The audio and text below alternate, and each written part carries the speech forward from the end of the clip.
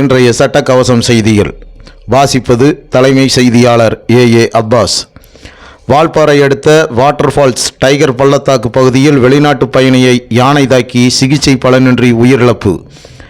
கோயம்புத்தூர் மாவட்டம் வால்பாறை ஆனைமலை புலிகள் காப்பக வால்பாறை வனச்சரகத்திற்கு உட்பட்ட அட்டகட்டி வாட்டர்ஃபால்ஸ் டைகர் பள்ளத்தாக்கு இடைப்பட்ட பகுதியில் ஒற்றை காட்டு யானை சாலையை கடக்க நின்று கொண்டிருந்த பொழுது இருபுறங்களிலும் வாகனங்கள் நிறுத்தப்பட்ட நிலையில் ஜெர்மனி நாட்டைச் சேர்ந்த மைக்கேல் ஜூர்சன் வால்பாறை சுற்றி பார்த்துவிட்டு பொள்ளாச்சி செல்வதற்காக டைகர் பள்ளத்தாக்கு பகுதி செல்லும் போது அங்கு ஒற்றை காட்டு யானை நிற்பதாக எச்சரிக்கை செய்தும் எச்சரிக்கையை மீறி மைக்கேல் ஜூர்சன் சாலையை கடக்க முயன்றதால் யானை அவரை தாக்கிய காட்சி பதபதக்க வைத்தது.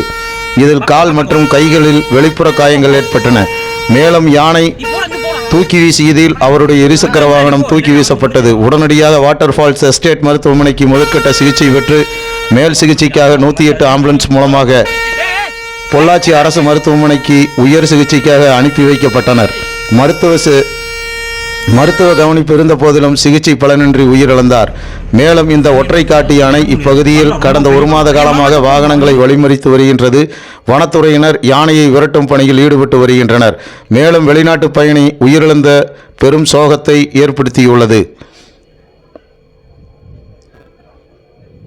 சட்டக்கவசம் செய்திகளுக்காக தலைமை நிருபர் ஏ அப்பாஸ்.